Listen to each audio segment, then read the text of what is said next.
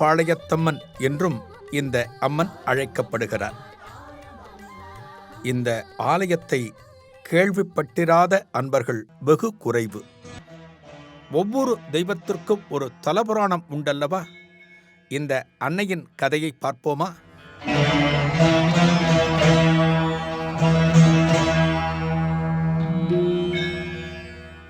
பவானியம்மன் கதையை தெரிந்து கொள்ள நாம் மகாபாரத காலத்திற்கு செல்ல வேண்டும். வசுதேவர் தேவகிக்கு பிறக்கப் போகிற 8வது குழந்தையால் கம்சன் கொல்லப்படுவான். இது அசரீரி வாக்கு. மகாபாரதத்தில் நாம் அனைவரும் அறிந்த கதை இது. வசுதேவர் தேவகி திருமண ஊர்வலத்தின் போது ஆகாசத்தில் இருந்த ஒரு வாக்குதான் இந்த அருள் வாக்கு. கம்சன் மிக கொடிய அசுரன். அந்த அசுரனின் அழிவு வசுதேவர் தேவகிக்கு பிறக்கிற 8வது குழந்தையால் என்பது இந்த வாக்கு. இந்த வாக்கை கேட்டவுடன் கம்சன் சும்மா இருப்பானா? தனக்கான அழிவுக்கு காரணமான அந்த பெற்றோரை இப்போதே நாம் கொல்வோம், அந்த தம்பதியரை இப்போதே கொல்வோம் என்று வாளெடுக்கிறான். அது திருமண ஊர்வலம் நடந்து கொண்டிருக்கிறது. கம்சனின் சகோதரியான தேவகியும் புதுமாப்பிள்ளையான வசுதேவரும் அந்த திருமண ஊர்வலத்திலே வந்து கொண்டிருக்கிறார்கள். திரளான அன்பர்கள் அந்த ஊர்வலத்திலே வந்து கொண்டிருக்கிறார்கள். வாளுடன் தன்னை நோக்கி வருகிற அந்த கம்சனை பார்த்தவுடனே வசுதேவர் வேண்டுகிறார், அப்பா, இந்த நேரத்தில் எங்களை கொல்லாதே. எனக்கு பிறக்கின்ற அனைத்து குழந்தைகளையும் உன்னிடம் தந்து விடுகின்றேன். நீயே கொன்றுவிடு. எங்கள் வாழ்வுக்கு எந்தவிதமான பங்கத்தையும் ஏற்படுத்தாதே என்று வசுதேவரும் தேவகியும் இறைஞ்சுகிறார்கள். இதை கேட்டவுடனே கம்சன் யோசிக்கிறான். நமக்கு எதிரி வசுதேவரோ தேவகியோ அல்ல, இவர்களிடமிருந்து பிறக்கப் போகிற குழந்தைகள். அந்த குழந்தைகளை வாங்கி நாம் கொன்றுவிட வேண்டும். இவர்களை அதுவரை ஒரு தனிச்சிறையில் அடைக்க வேண்டும் என்று ஒரு சிறையில் அடைக்கிறார். 7 குழந்தைகள் அடுத்தடுத்து பிறக்கின்றன. 7 குழந்தைகள் பிறக்கின்ற போதும் அந்த குழந்தைகளை எந்தவிதமான பாச உணர்வும் இல்லாமல் கொண்டு போய் கம்சனிடம் சேர்க்கிறார் வசுதேவர். 7 குழந்தைகளும் இறந்தன. 8வது குழந்தை கண்ணன் பிறக்கப் போகிறான். அந்த கண்ணன் பிறக்கின்ற வேளையில் சிறையில் ஒரு அசரீரி வாக்கு. வசுதேவரே, கோகுலம் சென்று நந்தகோபரிடம் இந்த குழந்தையை சேர்த்து விடுங்கள்.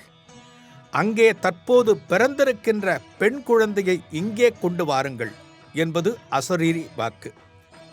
அசரீரி வாக்கு என்பது தேவ வாக்கு. அந்த தேவ வாக்குக்கு கட்டுப்பட்டு 8வதாக பிறந்த கிருஷ்ண பகவானை சுமந்து கொண்டு பயணிக்கிறார் வசுதேவர். யமுனை வெள்ளம், இயற்கை சீற்றம் எல்லாம் கடந்து கோகுலத்தை அடைகிறார்.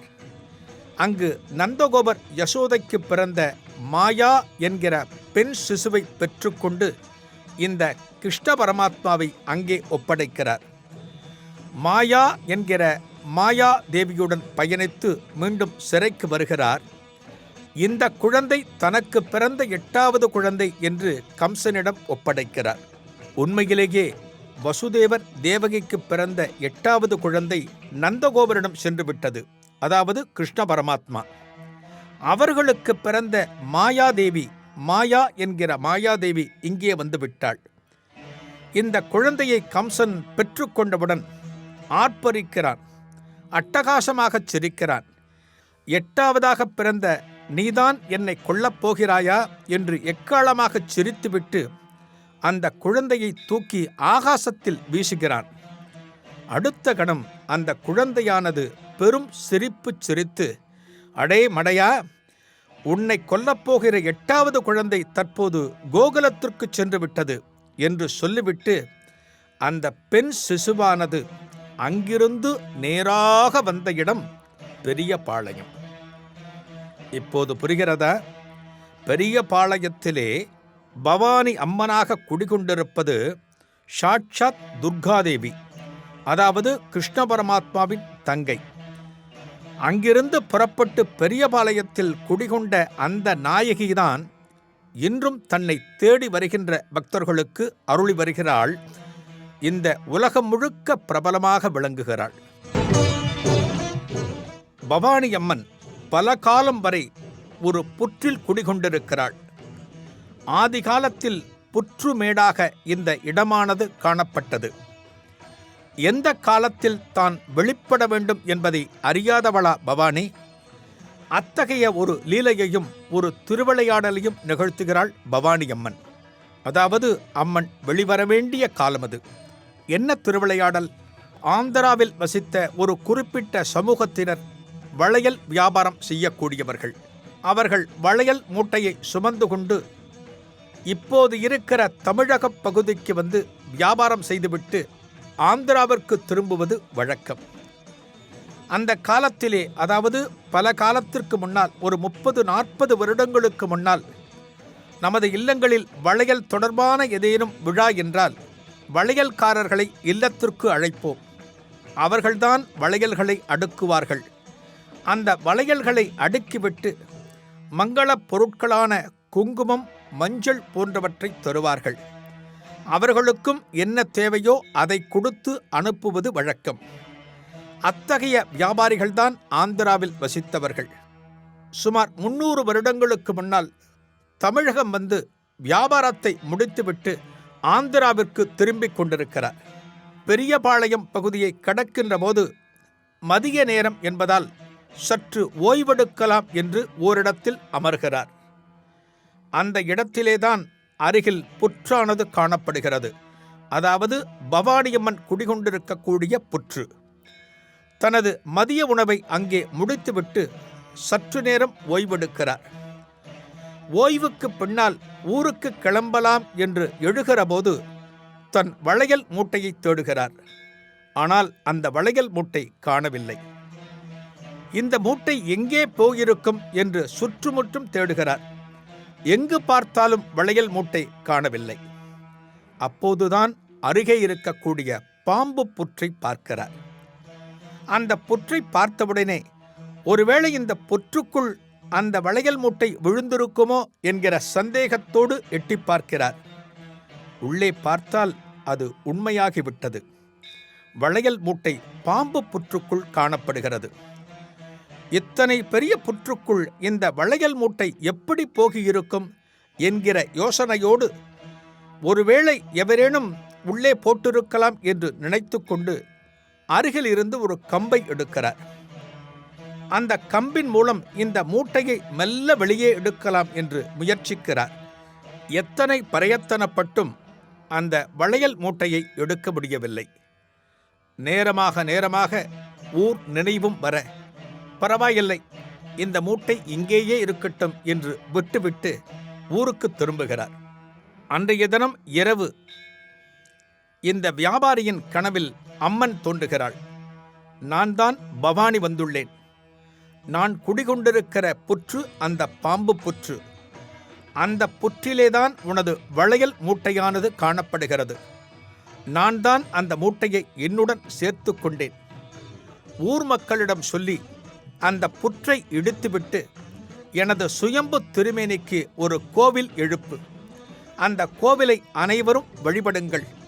அனைத்து நலன்களையும் வழங்குகிறேன் என்று கனவில் சொல்கிறாள்.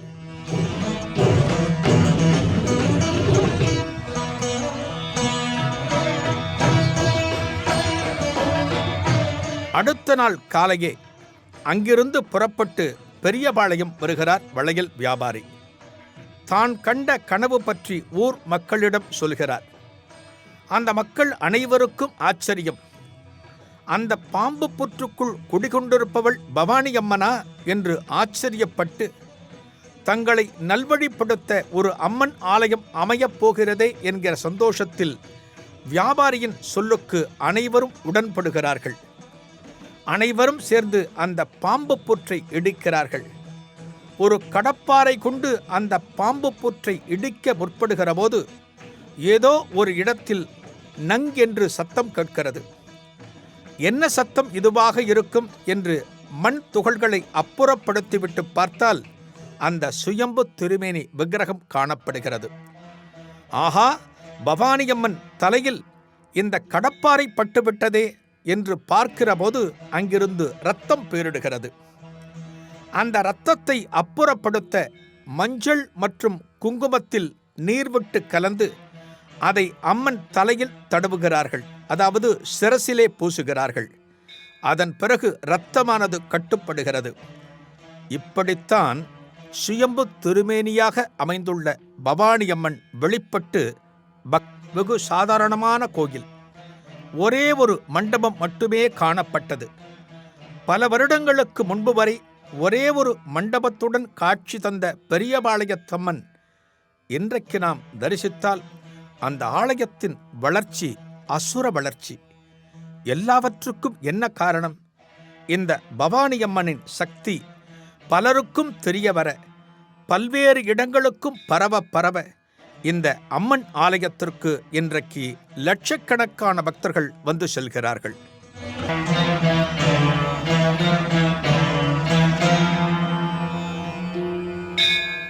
பாளையம் என்ற சொல்லுக்கு படை வீடு என்று பொருள்.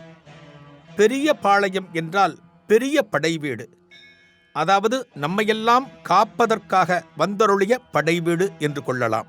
எண்ணற்ற குடும்பங்களுக்கு குலதெய்வமாக விளங்குகிறாள் இந்த பவானியம்மன். பவானியம்மனை குலதெய்வமாக கொண்ட பக்தர்கள் தங்கள் குடும்பத்தில் ஒரு வழக்கத்தை வைத்திருக்கிறார்கள். அதாவது தங்களது திருமணம் தொடர்பான ஒரு புதிய சடங்கு. என்ன தெரியுமா? திருமண நாளன்று கட்டிய தாலியை இந்த பவானியம்மனுக்கு காணிக்கையாக செலுத்துகிறார்கள். பதிலாக அன்னையின் சந்நிதியில் இருந்து மஞ்சளும் மஞ்சள் கயிறும் பெற்றுக்கொண்டு அதை அம்பாளின் பிரசாதமாக நினைத்து கழுத்திலே கட்டிக்கொள்கிறார்கள். இப்படி அணிந்து கொண்டால் வம்சம் தழைக்கும், குடும்பம் மேலோங்கும் என்பது குலதெய்வக்காரர்களின் கருத்து. கட்டிய தாலியை அம்மனுக்கு காணிக்கையாக செலுத்திவிட்டு அம்மனின் சந்நிதியிலிருந்து கிடைக்கிற ஒரு மஞ்சள் கயிற்றை தாலியாக எண்ணி அணிகிறார்கள் என்றால் இந்த பக்தர்களின் பக்தியை எப்படி மெச்சுவது?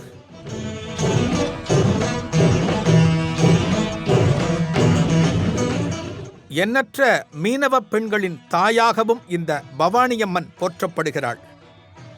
மீனவர்கள் என்றாலே அவர்களுக்கான வாழ்க்கை நிலையல்ல. கடலுக்கு சென்றால் எப்போது திரும்புவார்கள் என்று சொல்ல முடியாது. திரும்புவாரா இல்லையா என்றும் சொல்ல முடியாது. மீனவ சமுதாயத்தைச் சார்ந்த பெண்கள் தங்கள் கணவர் கடலுக்கு சென்று நல்லபடியாக திரும்பினால் தாலிக்கொடியை அம்மன் உண்டியலில் செலுத்துவதாக வேண்டிக் கொண்டு புதிய தாலிக்கொடியை அணிகிறார்களாம். கடலுக்கு செல்கிற இந்த மீனவர்களுக்கு பாதுகாப்பாக அன்னை பவானி அம்மனே விளங்குகிறாள்.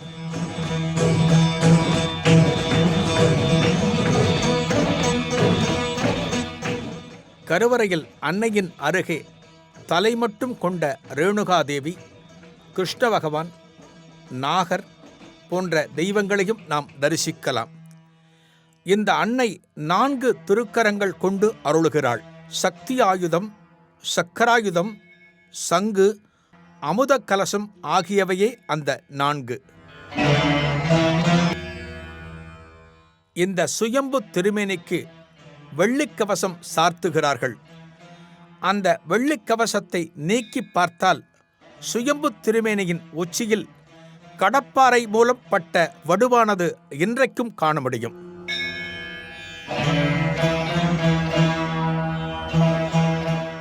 ஆலயத்திலே தனி சந்நிதியில் சக்தி விநாயகர் காணப்படுகிறார். சர்வசக்தி மாதங்கி அம்மனும் தரிசனம் தருகிறார்.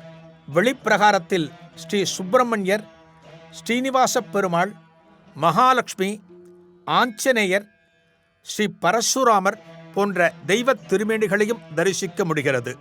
கருவறை தரிசனம் முடிந்து வெளியே வந்தால் அலங்கரிக்கப்பட்ட ஆசனத்தில் அமர்ந்து திருக்காட்சி தருகிறார் உற்சவர் அம்மன்.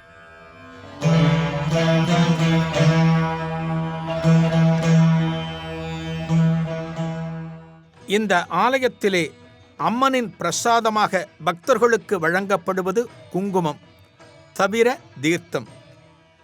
அம்மனின் பிரசாதமாக கிடைக்கக்கூடிய இந்த தீர்த்தமானது பல நோய்களை குணப்படுத்தும்.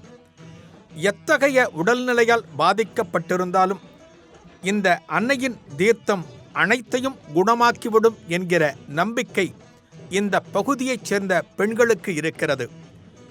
எத்தகைய நோய் வந்தாலும் மருத்துவரை நாடிச் செல்லாமல் இந்த அன்னையை நாடி வருகிறார்கள் இத்தகைய பக்தர்கள்.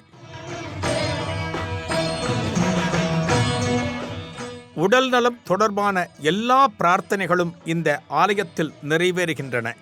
பரிபூரண ஆயுள் வேண்டுவோர் இந்த அன்னையை வணங்கி அருள் பெறுகிறார்கள். இந்த ஆலயத்திலே நேர்த்திக் கடன் என்று பார்த்தால் ஏராளமான நேர்த்திக் கடன்கள் இருக்கின்றன. முடிகாணிக்கை, அங்க பிரதட்சணம், வேப்பிலை ஆடை அணிந்து கொண்டு பிரார்த்தனை என்று பல்வேறு பிரார்த்தனைகள் செலுத்துகிறார்கள். இந்த வேப்பிலை ஆடைகளை அணிவதற்கு ஆண்களுக்கு தனியிடம், பெண்களுக்கு தனியிடம் என்று ஆலயத்தில் அமைந்திருக்கிறது. அம்மன் ஆலயம் என்று சொன்னாலே பொங்கல் வைத்து வழிபடுவது ஒரு சிறப்பான வழிபாடு. இந்த ஆலயத்திலே இதற்கென்று 200 அடுப்புகளுடன் ஒரு மண்டபம் காணப்படுகிறது. திருவிழா காலங்களிலும் விசேஷ நாட்களிலும் அம்மனுக்கு பொங்கல் வைத்து வழிபட ஏராளமான பெண்கள் ஆலயத்திற்கு வந்திருந்து இந்த அடுப்புகளில் பொங்கல் வைத்து அன்னையை ஆராதிக்கிறார்கள்.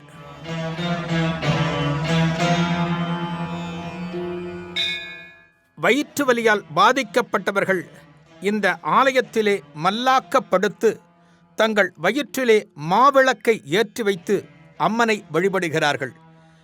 இந்த மாவிளக்கு ஏற்றி வைத்த பிறகு அந்த வயிற்று வலியை அம்மனே அகற்றுகிறாள். இந்த ஆலயத்திலே ஒரு வேப்ப மரமானது காணப்படுகிறது. இந்த வேப்ப மரத்திலே தொட்டில் கட்டி வழிபட்டால் குழந்தை பாக்கியம், அதாவது புத்திர பேரானது கிடைக்கும்.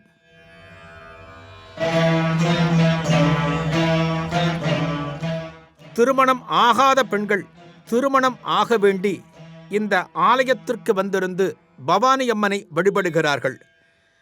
அவர்களுக்கு திருமணம் நிச்சயமான பின் குடத்தால் ஆன கரகத்தை சுமந்து ஆலயத்தை வலம் வருகிறார்கள். இதை குடக்கல்யாணம் என்று சொல்கிறார்கள். இத்தகைய பிரார்த்தனையை, இத்தகைய நேர்த்திக்கடனை பல பெண்கள் இந்த ஆலயத்தில் மேற்கொண்டு அன்னையின் அருள் பெற்று குடும்பத்துடன் வாழ்ந்து வருகிறார்கள். பல பெரிய ஆலயங்களில் இருப்பது போல துலாபாரமும் இந்த ஆலயத்தில் அமைந்திருக்கிறது.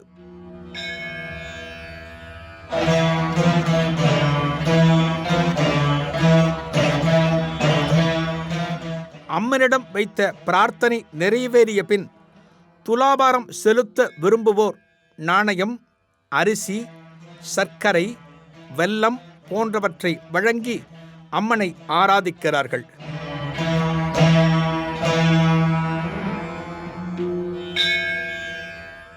அம்மன் ஆலயம் என்று சொன்னாலே சூலாயுதத்திற்கு ஒரு சிறப்பு வழிபாடு உண்டு.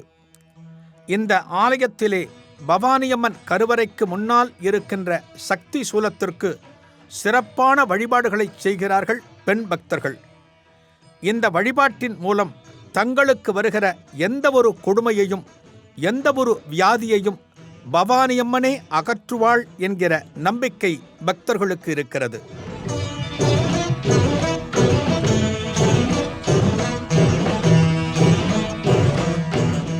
விவசாயம் சார்ந்த பகுதியாக இருக்கின்ற காரணத்தினால் மழை வேண்டி இந்த ஆலயத்தில் அவ்வப்போது பிரார்த்தனைகள் நடைபெறுகின்றன.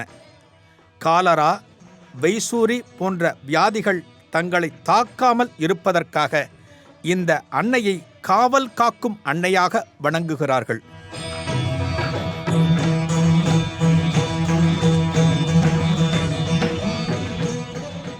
தினம் தினம் திருநாள்தான் இந்த ஆலயத்தில். ஆடி மாதம் துவங்கி 14 வாரங்கள் விசேஷ நாட்களாக கொண்டாடப்படுகிறது. சித்ரா பௌர்ணமி, ஆடி பௌர்ணமி என்று பல பௌர்ணமி தினங்களும் அமாவாசை தினங்களும் சிறப்பான தினங்களாக கொண்டாடப்படுகிறது. வருடத்தின் துவக்கம் என்று சொல்லப்படுகிற சித்திரை 1 மற்றும் ஜனவரி 1 அன்று பல்லாயிரக்கணக்கான பக்தர்கள் ஆலயத்தில் கூடுகிறார்கள். நவராத்திரி காலத்தில் வெகு விசேஷமான வழிபாடுகள் ஆலயத்தில் நடைபெறுகின்றன. அப்போது நடக்கின்ற அலங்காரங்களை தரிசிப்பதற்காக பல்வேறு பகுதிகளில் இருந்தும் பெரியபாளையத்தை நோக்கி வருகிறார்கள். இந்த அம்மனுக்கு நடக்கின்ற அபிஷேகம் தீர்த்த அபிஷேகம் அதுதான் வெகு சிறப்பான அபிஷேகம். இந்த தீர்த்தம்தான் பக்தர்களுக்கு பிரசாதமாக தொடர்ந்து வழங்கப்படுகிறது.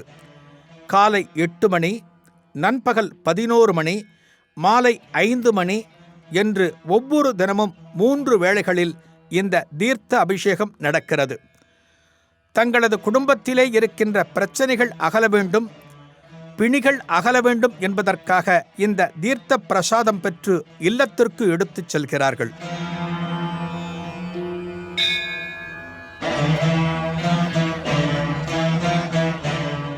இந்த ஆலயத்திலே தேங்காய் உருட்டுதல் என்கிற ஒரு பிரார்த்தனை காணப்படுகிறது. அதாவது அங்க பிரதட்சணம் செய்ய முடியாதவர்கள் இந்த தேங்காய் உருட்டுதல் பிரார்த்தனையை நிறைவேற்றுகிறார்கள். என்ன பிரார்த்தனை இது? அதாவது தேங்காயை உருட்டிக்கொண்டே ஆலயத்தில் வலம் வர வேண்டும். உருட்டப்பட்ட தேங்காய் எங்கு நிற்கிறதோ அந்த இடத்தில் ஒரு நமஸ்காரம் செய்ய வேண்டும். விழுந்து கும்பிட்டு விட்டு மீண்டும் தேங்காயை உருட்ட வேண்டும். எங்கே நிற்கிறதோ அங்கே ஒரு முறை நமஸ்காரம் செய்ய வேண்டும். இதுபோல ஆலயத்தை ஒரு முறையோ அல்லது 3 முறையோ வலம் வந்து இந்த தேங்காய் உருட்டுதல் பிரார்த்தனையை நிறைவேற்றுகிறார்கள் பக்தர்கள்.